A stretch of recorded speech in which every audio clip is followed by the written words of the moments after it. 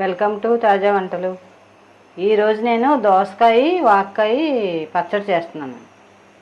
దోసకాయ వాక్కాయ రోటి పచ్చడి. వాక్కాయలు ఇలాగా సీరుగులు చేసుకుని ఇలా పప్పు తీసేసుకోవాలి. వాక్కాయ ముక్కలు ఎన్ని ఉన్నాయో అలాగే దోసకాయ ముక్కలు కూడా ఈ సైజు కోసుకోవాలి. ఒక 5 ఎనిమిరపకాయలు, 2 స్పూన్లు పచ్చిశనగపప్పు, 2 స్పూన్లు మినపప్పు, కొద్దిగా కరివేపాకు, ఒక 6 వెల్లుల్లి రేఖలు. ఎంత దోసకాయ వాక్కాయ పచ్చడి ఎలా చేయాలి అంతా విధి విధానం అంతా చూపిస్తానండి. మరి ఆలస్యం ఎందుకండి, వీడియో చూసేస్తారా?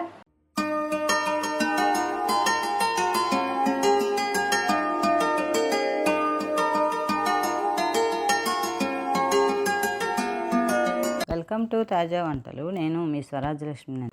స్టవ్ వెలిగించుకుని ఒక పాన్ పెట్టుకుని అందులో ఈ పప్పులన్నీ వేయించడానికి ఒక 4 స్పూన్లు ఆయిల్ పోసుకోవాలి.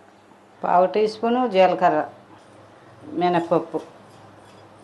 ఇవి చూపించిన దాంట్లో కొద్దిగా ఉంచేసుకుంటే తాలింపులు వేసుకోవాలి.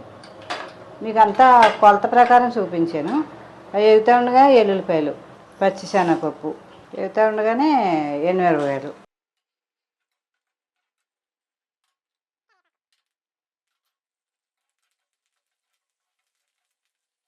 తాలింపు సరుకులు అన్నీ వేగిపోయినాయి కదా, నూనె వాడేసుకున్నాక ఇలా సిల్లులు గరిటతోటి ఇలా తీసేసుకుని ఒక ప్లేట్లో తీసేసుకుంటే చల్లారుతాయి. అయ్యో ప్లేట్లోకి ఇలా తీసేసుకుని పక్కన పెట్టుకుంటే చల్లారుతాయి. అవి చల్లారేలోపు దోసకాయ ముక్కలు వేసేసుకో. దోసకాయ వాక్కాయ పచ్చడి చాలా బాగుంటుందండి, పుల్లగా. ఈ శనగపప్పు మినపప్పు వేసాం కదా, వాటి వల్ల కూడా ఇంత కమ్మదనం వస్తుంది. అవి కాస్త వేగిన తర్వాత వాక్కాయ ముక్కలు కూడా వేసేసుకో. వాక్కాయతో ఎన్ని రకాలను చేసుకోవచ్చండి. మీకు రోజుకు ఒక రకం ఇలా చేసి చూపించేస్తాను. మీకు వీలుని బట్టి మీ ఇష్టాన్ని బట్టి చేసుకోండి అందరూ.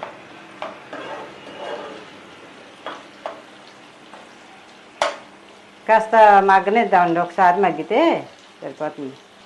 వాక్కాయ ముక్కలన్నీ ఈ రకంగా మగ్గాలండి. చూసారా, వాక్కాయ దోసకాయ మగ్గిపోయినాయి ముక్కలని. ఇప్పుడు స్టవ్ ఆపేసి ఒకసారి చల్లారాక మిక్సీ పెట్టుకో. పచ్చడికి వేయించాం కదా, శనగపప్పు మినపప్పు మిరపకాయలు అన్నీ చల్లారిపోయినాయి, మిక్సీ కింద వేసేసుకో. పచ్చడి అంతా ఇలా మిక్సీ పెట్టుకోవాలండి. చూసారా, ఇలా నీ వాటర్ అసలు పోయకూడదు. దోసకాయ వాక్కాయ వేసేటప్పటికి కొంచెం జారు వచ్చేసింది చూడండి. రకం చేసుకొని బౌల్లో తీసేసుకోవాలి. ఇప్పుడు తాలింపు వేసుకుందామండి. ఇప్పుడు పచ్చడి తాలింపు పెట్టుకుందామండి. దోసకాయ వాక్కాయ పచ్చడి తాలింపు పెట్టుకుందాం. పాన్ పెట్టుకుని వేడెక్కిన తర్వాత మళ్ళీ ఒక 2 స్పూన్లు ఆయిల్ సరిపోతుంది.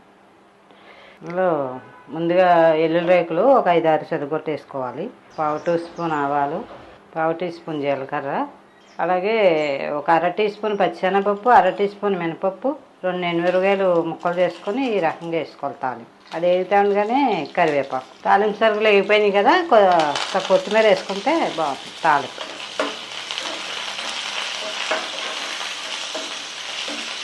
వాక్కాయ దోసకాయ పచ్చడికి తాలింపు వేగింది. ఈ తాలింపు పట్టుకెళ్ళి పచ్చళ్ళు వేసేస్తాం. తాలింపు వేగింది కదా, తాలింపు అంతా ఈ పచ్చళ్ళు వేసేస్తాం.